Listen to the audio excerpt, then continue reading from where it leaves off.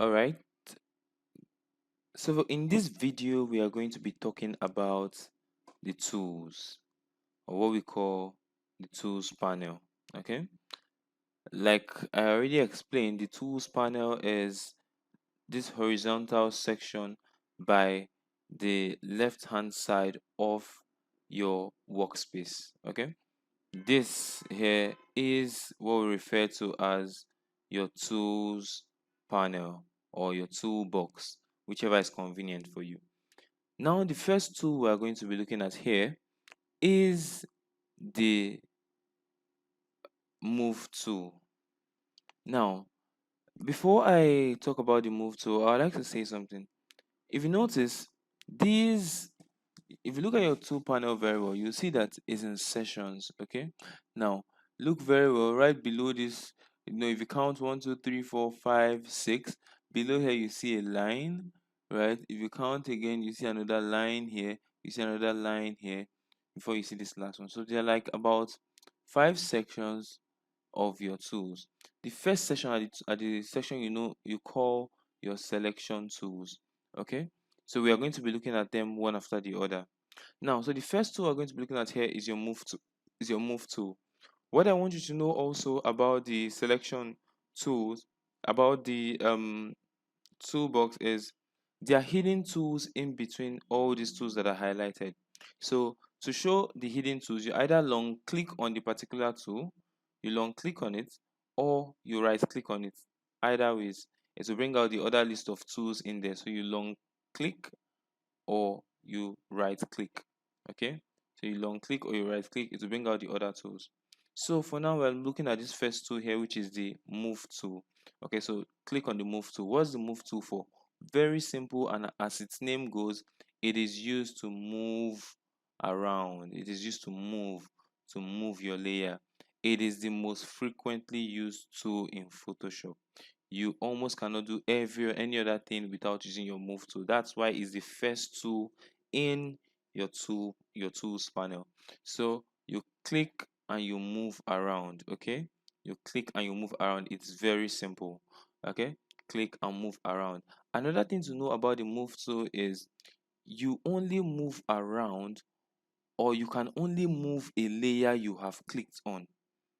Now, let's open up a new image. Here, you know how we open images. Let's open an embedded image. Let's place an embedded image. Okay, so we'll place in this fruit tree, or let's place in this Costa Rica, the flowers instead. So we have placed this image. Okay, remember, after placing the image, you either click on enter or the confirm transform button here. So let's click. Good. So now, like I was saying, you can only move on a layer that you have already clicked on, or a layer that is selected. So now this layer is selected. If I try to move, it is the selected layer that would move. I can't move the woman layer below it without selecting it. So let me say I want to move this woman layer now. You can see it's not moving because I'm not on that layer. When I go to the woman layer, I can then move it, and you can see the Costa Rica layer is not moving. Okay, but then when I want to move both layers, remember from what we did in our layers panel, video, you click on both layers, hold down control, select both layers. Now we can move the both of them as a unit. So the move tool is used for moving objects. Okay, the move tool is used for moving objects. Also, I'd like to talk about resizing. We've spoken about this before, but I want to make it more explicit. To resize an image in Photoshop, or to resize an element in Photoshop, the first thing you do, it's very simple. Two ways: you could either use the shortcut or go the long route. So for the purpose of for newbies purposes, I would go ahead and give the long route, which is you click on edit. Now I want to edit this image, you click on edit, go straight down to free transform, then you click. When you click on free transform, those handles come up, right? You can see the handles I'm talking about. Then you can decide to increase, reduce, increase, reduce.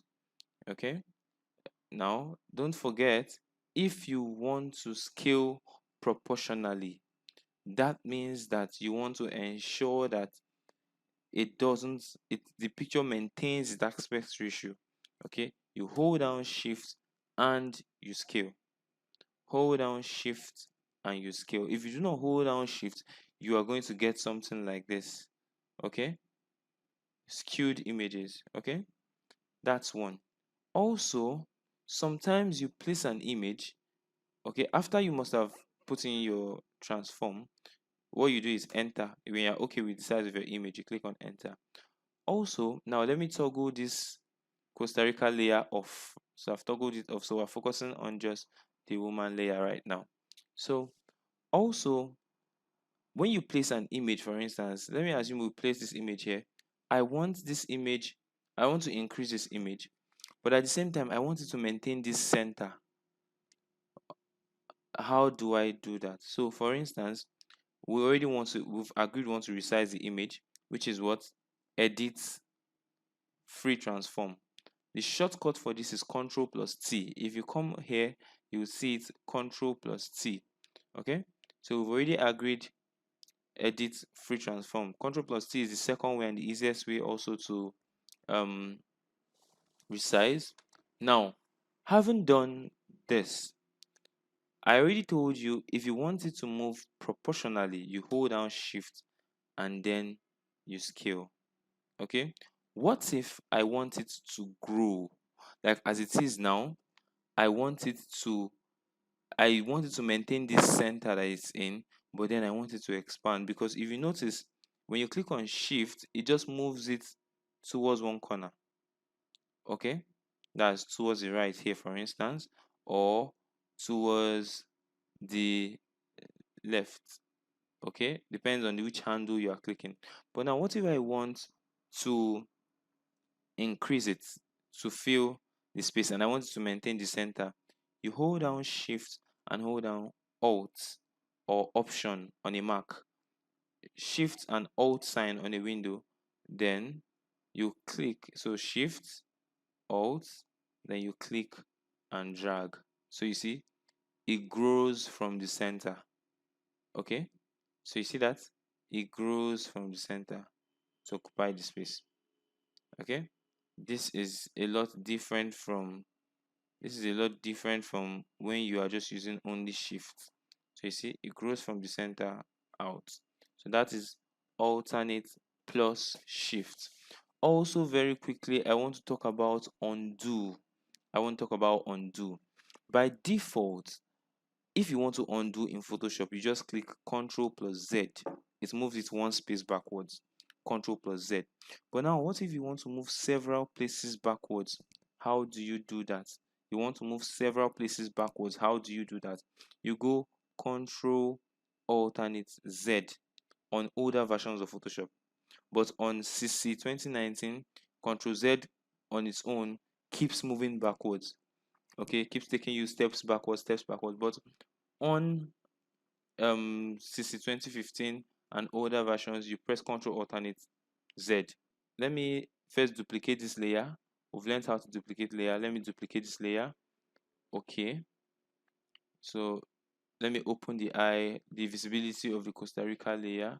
I want to move the Costa Rica layer a little. I want to move this layer a little. So I want to move this a little. Move.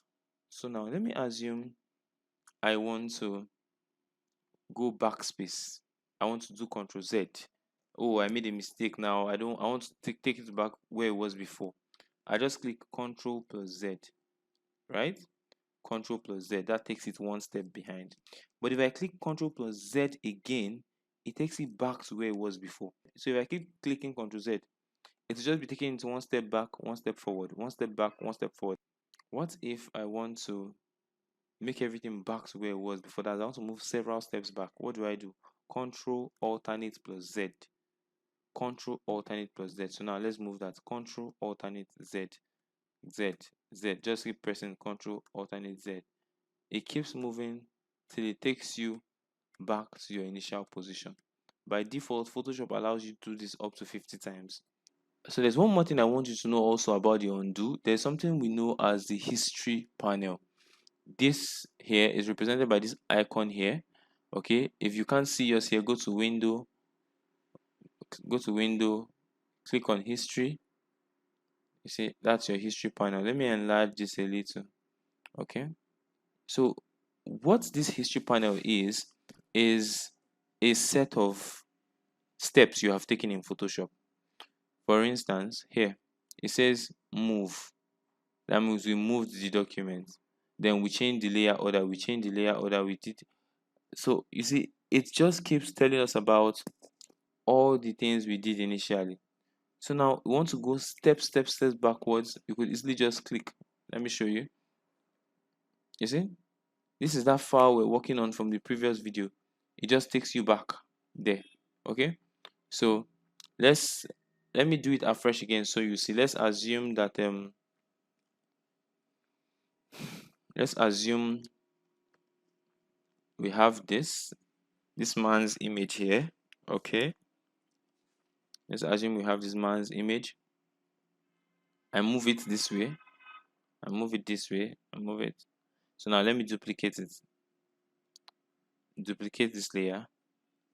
Okay, you can see that the history panel added one more thing down there, which is duplicate. Okay, so I duplicated it and I've moved it. As I moved it, it added another move. Can you see that? It added a move. So now let me say I create a new layer now. New layer. You see, it has added new layer. Let's say I paint right now on the new layer. Okay, that added brush tool. So I paint again, another brush tool. I move tool. So it basically keeps recording every of your strokes, everything you do. So now if you want to move back to, let me say, the initial place where we first brought in, or when we duplicated the layer, I could just go up here and click on duplicate, and then it takes me steps backwards to where I was before, right? So, or I can always still come forward. Okay, brush tool back. Okay, so it's like an undo panel, so to speak. It's like an undo panel. But here's one thing you should know. If I go back to this duplicate, okay, and I make a different move, you can see that if you see from here, I could still as well click on any of the things we've done after this duplicate and still get them back. But now if I click on this duplicate and then let's say I duplicate the layer again, okay, it automatically clears off all the former steps and starts a new step from that. Okay, so that's something you should take note of. It starts noting keystrokes from the new step. That's something you should take note of. The history panel, okay, it helps you undo. So that's that about the move tool. In the next video we're going to talk about the selection tool.